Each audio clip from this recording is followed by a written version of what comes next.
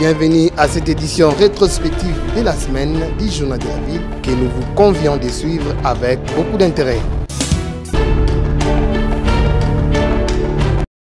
Résurgence de la maladie à virus Ebola dans la province de l'Équateur, précisément dans la zone de santé de Ouangata, ville de Mbandaka. Un cas a été détecté ce vendredi 29 avril 2022, déclare le ministre de la Santé publique, Hygiène et Prévention, Dr Jean-Jacques Mbongani Mbanda, ce samedi 23 avril. La République démocratique du Congo, notre pays, vient d'enregistrer un nouveau cas de la maladie à virus Ebola en date du 22 avril 2022. Cette nouvelle résurgence du virus Ebola dans la province de l'Équateur est survenue dans la zone de santé de Ouangata, ville de Mbandaka. Il s'agit d'un étudiant de 31 ans hospitalisé en date de 19 avril 2022. À l'hôpital général de Ouangata, décédé dans un tableau hémorragique le 21 avril 2022 au centre de traitement Ebola de l'hôpital général de référence Ouangata. Un prélèvement sanguin puis un swab ont été effectués à la même date par l'équipe de l'hôpital général de référence Ouangata, testés à Mbandaka et au CTE Ouangata. Les équipes de la division provinciale de santé et de la zone de santé de Ouangata sont déjà sur le terrain pour mener les activités de riposte, notamment le listage et le suivi d'environ 74 contacts à ce jour et la décontamination des formations sanitaires et des ménages est en cours. J'invite donc la population de Mbandaka à s'impliquer à la réponse, car avec l'expérience avérée de la gestion de la maladie à virus Ebola lors des récentes épidémies, les équipes de riposte de la province, accompagnées par le niveau central, pourront arriver à contrôler dans les délais meilleurs cette épidémie.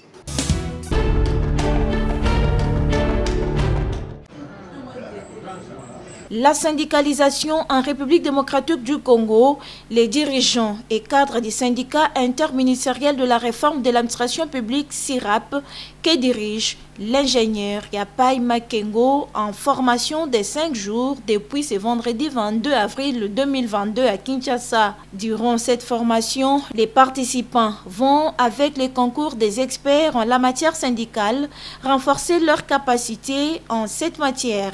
C'est quoi le syndicalisme? Pourquoi être syndicaliste? Toutes ces questions seront traitées au cours de cette formation. Nous voulons parler de la syndicalisation, apprendre à nos cadres du syndicat qu'est-ce qu'est le syndicalisme, d'où est venu le syndicalisme, et d'où est venu le syndicalisme, l'origine du syndicat. Et dans la syndicalisation, nous avons beaucoup de choses que nous développons pour leur dire, voilà, en un mot, le syndicat, c'est une organisation des travailleurs pour les travailleurs afin de sauvegarder leurs intérêts économiques et sociaux dans une entreprise. Une formation qui va aider les syndicalistes œuvrant au sein du syndicat SIRAP à se connaître davantage et à connaître leur rôle qui est de défendre les travailleurs. L'objectif est que les syndicats puissent avoir des meilleurs cadres de direction, de permanence et de section. À la fin de cette formation, les participants recevront des brevets.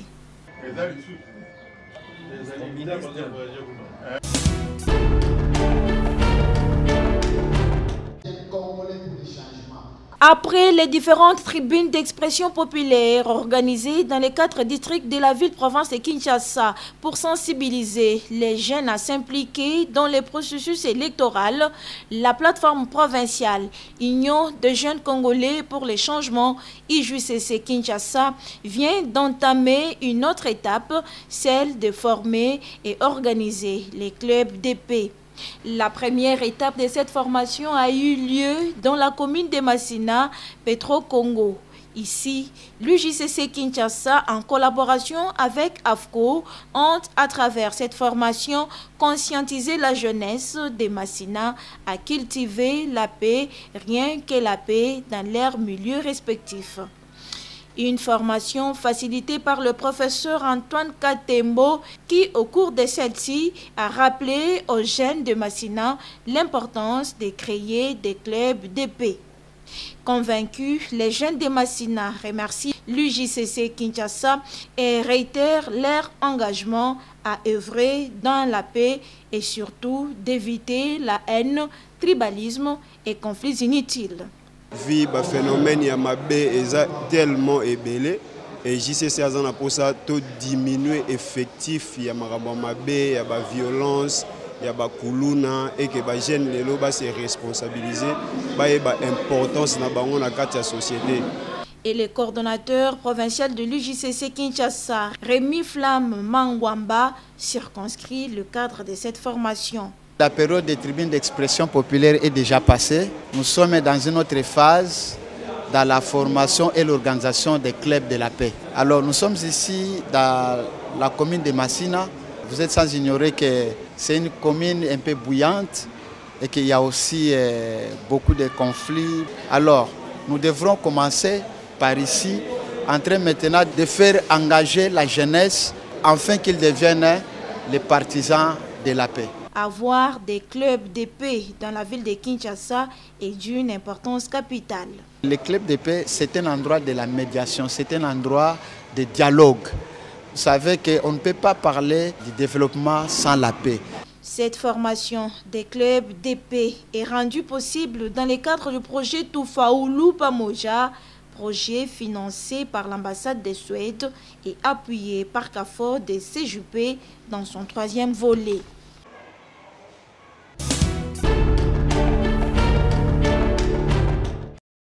La conférence épiscopale nationale du Congo, CENCO, et l'Église du Christ au Congo, ECC, à travers leur commission Justice et Paix, ont organisé ce mercredi 20 avril 2022 un déjeuner d'affaires sur l'état des lieux du processus électoral. Cadre choisi, la salle Panorama 3 du fleuve Congo Hôtel à Kinshasa-Gombe. L'activité a connu la participation de Monseigneur Donatien Cholet, secrétaire général de la CENCO, de l'honorable président du Sénat, Bati Lukwebo, du révérend pasteur Eric Senga, secrétaire général de l'ECC, des représentants de la Commission électorale nationale indépendante, de l'ONUP et des représentants de quelques organisations de la société civile. La CENCO et l'ECC sont convaincus que pour obtenir des élections crédibles, transparentes et apaisées, il faudrait un minimum de consensus sur les principaux éléments qui balisent le processus électoral.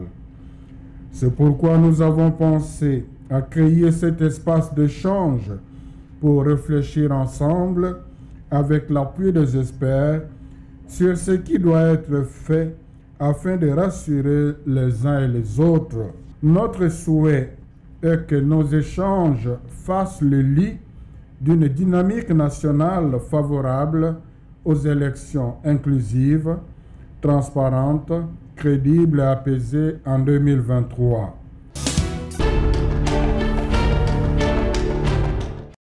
L'élection du juge congolais Jean-Marie Kambouma comme membre à la Cour commune de justice et d'arbitrage de l'OADA, la ministre d'État, ministre de la Justice Ségard Dosso, Rose Mutombo Kiese, était devant la presse ce jeudi 21 avril 2022 pour informer l'opinion que la République démocratique du Congo a désormais un juge au niveau du centre arbitral OADA Abidjan.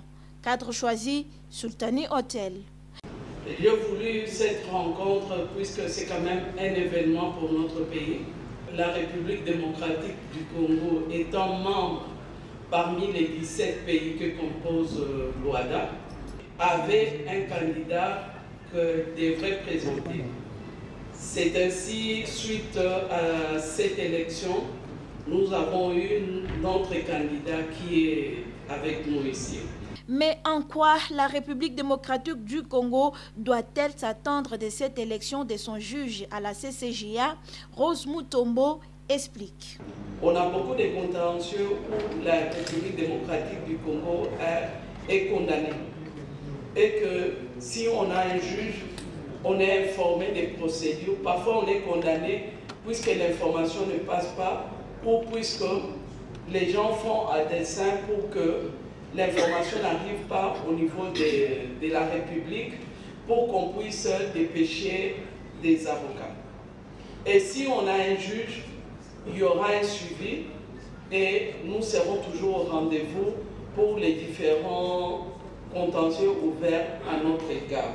Avec cette élection du juge Kambouma à la Cour commune de justice et d'arbitrage de l'OADA Abidjan, la RDC est visible dans les organisations régionales et c'est un pas de plus. Avec la vision du président de la République actuelle, Félix Antoine Tshisekedi, il insiste à ce que la RDC soit présente dans toutes les organisations où il y a des postes vacants.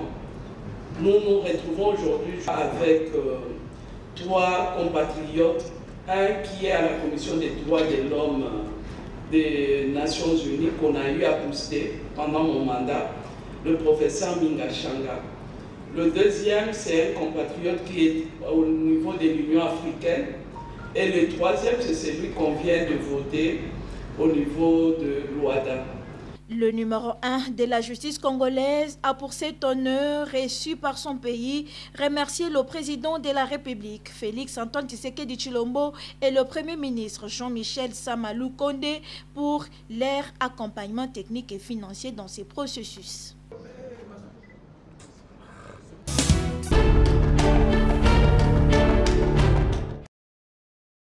L'augmentation du salaire de base des agents et fonctionnaires de l'État, l'intersyndicale nationale de l'administration publique INAP, avec à sa tête Fidel Kiangi Matangila, a réuni ce vendredi 22 avril 2022 dans la grande salle de Fatima à Gombe 600 délégués syndicaux de toutes les administrations.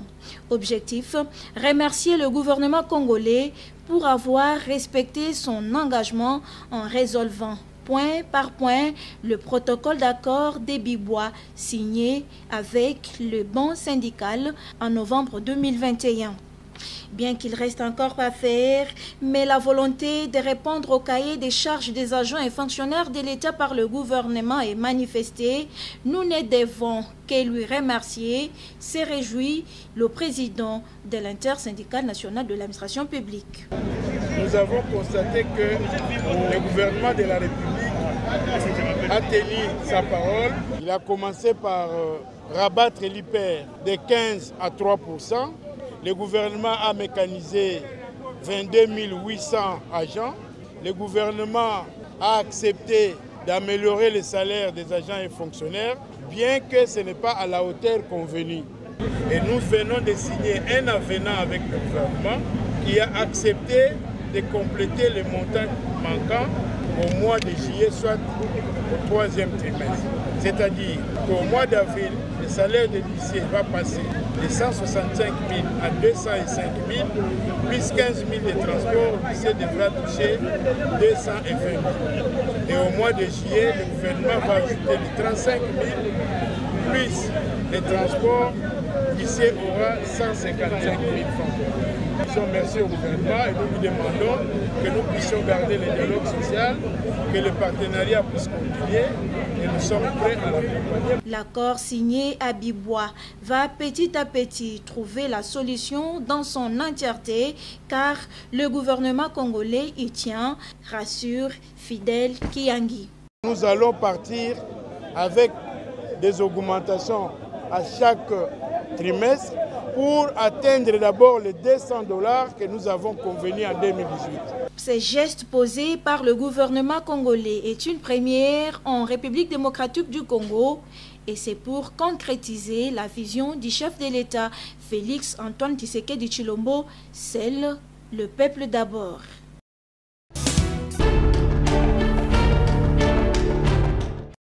Remplacement du premier vice-président de l'Assemblée nationale Jean-Marc Abound, le député national André Mbata a déposé sa candidature ce vendredi 22 avril au poste de premier vice-président de l'Assemblée nationale. C'est pour le compte du groupe parlementaire Cap pour les changements cash, a indiqué le député Crispin Bindoulé pour succéder à Jean-Marc Abound.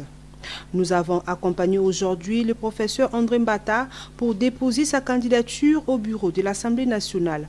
Pourquoi nous l'avons accompagné? Notre règlement intérieur disait que le premier vice-président de l'Assemblée nationale doit provenir du groupe CASH, et au sein du groupe CASH, on a dit c'est dans les partis politiques UDPS, et ces derniers nous a présenté la candidature du professeur André Mbata que nous avons accompagné, a dit Crispin Bindoulé, qui estime que André Mbata a des compétences nécessaires pour occuper ce poste. Nous pensons qu'il a les compétences pour assumer ces postes, mais ce qu'il faut savoir, le poste de premier vice-président, c'est un poste hautement politique et nous croyons que André Mbata va vraiment assumer ces postes politiques avec sagesse et nous lui avons dit qu'il faut qu'il soit rassembleur. Dès qu'il est au bureau, il est vice-président de toutes les familles politiques ici à l'Assemblée nationale. Par ailleurs, l'Assemblée nationale avait pris acte de la démission de Jean-Marc Abound au poste de premier vice-président de cette chambre législative. Jean-Marc Abound avait officiellement déposé sa lettre de démission le jeudi 31 mars après avoir annoncé en janvier dernier.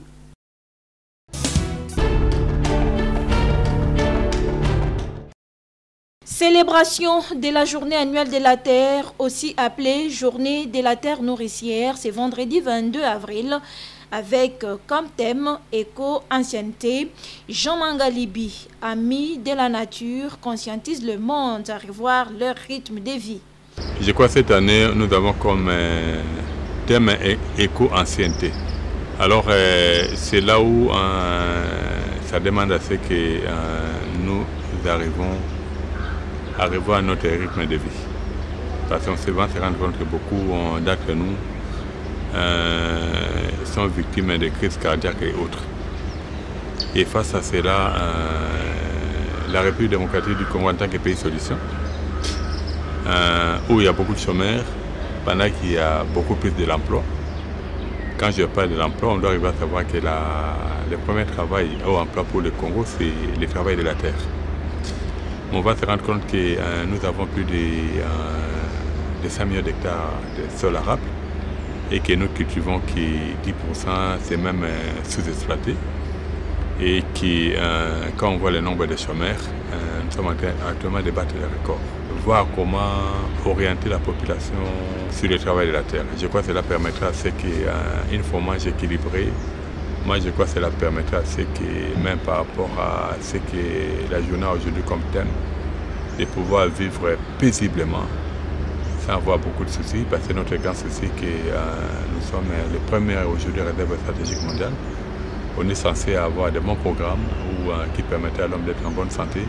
Jean Mangalibi encourage par ailleurs le gouvernement congolais à maximiser l'effort sur l'agriculture afin de pallier à la situation de la guerre en Ukraine, que ça ne soit pas toujours un slogan. Il est intéressant aujourd'hui de voir le gouvernement qui veut mettre l'accent sur l'agriculture. Ça, c'est à féliciter et à encourager. Mais les problèmes, comme on l'a toujours dit, on ne gère pas une nation avec des slogans. Il faut avoir l'amour quand on gère une nation, de telle sorte que ce qu'on dit, on sera en mesure de le faire. Mais jusque-là, on a toujours été déçus par rapport aux bonnes idées que les autorités ont. Mais par rapport à la mise en application, ça devient leur business. Et cela fait assez qu'on va voir que depuis qu'aujourd'hui le président est là, il a beaucoup d'idées, de bonnes idées. Mais nous allons voir qu'à chaque action, il y a toujours eu des voleurs. Si on doit dire ce qui est réel. Moi je crois l'idée d'aujourd'hui, si on le fait avec amour, cela permettra à ce qu'il puisse arriver. Enfin que la parole que le président avait donnée quand il était parti à la conférence qui était tenue à Paris, il avait dit que le Congo était un pays solution, qu'on devienne réellement une solution.